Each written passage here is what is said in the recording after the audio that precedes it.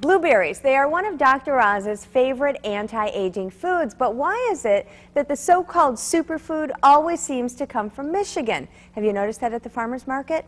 Well, our neighbor to the east has ideal growing conditions for the little blue fruit, but it turns out you can grow blueberries here in northeast Wisconsin, and we went to Hobart to see how. A quick look at the backyard of this Hobart home, and you know something special is going on. Cardiologist Dr. Tim Freeman has found a hobby in growing fruit. He does it because he can. Can grow it here. I think it's just that people think they can't, and you can grow fruits such as blueberries and blackberries and other berries too if you're interested in that. It's just a matter of taking the effort. Freeman first got the gardening bug back in college. I was down at the University of Wisconsin, and they had a farmer's market way back when, and they could go over there and actually get tomatoes that tasted good. I never knew what they had tasted like before, and eating a real tomato is what got me into gardening. Today he's growing his own tomatoes and potatoes, asparagus, cauliflower, broccoli, Brussels sprouts, rhubarb, peppers, parsnips, melons, and most recently has found success growing several different types of blueberries. The favorite is the high bush because it's high and easy to pick from.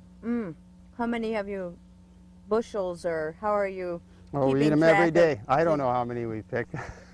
My wife does most of the picking, but we eat them every day for breakfast. Want to get started? Start with the soil. A lot of soil in Brown County and in the area is clay soil, so you have to amend the soil, bring in something like peat moss or compost, something to break up the soil to make it a nice rich soil that drains. You also have to adapt the pH or adjust the pH, because usually we have slightly alkaline soils. They have a very shallow root system, so they need a mulch.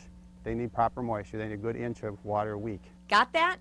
Good drainage, the right pH, mulch, water, and pruning.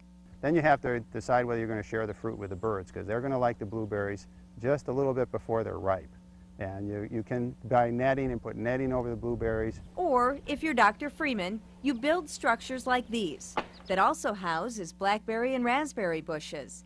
But the blueberries seem to be the favorite around here, and Freeman says they could be just right for your garden. Blueberries have a beautiful red fall color, so that you can grow them just as an ornamental. You don't even have to grow them for the fruit if you don't want to. And they're also very nice because the blueberry plant doesn't have any thorns. There's very few pests, so the kids can get in there and pick them.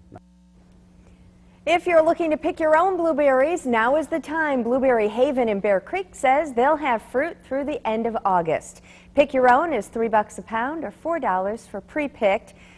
If you need directions, you can go to fox11online.com for a link to Blueberry Haven's website.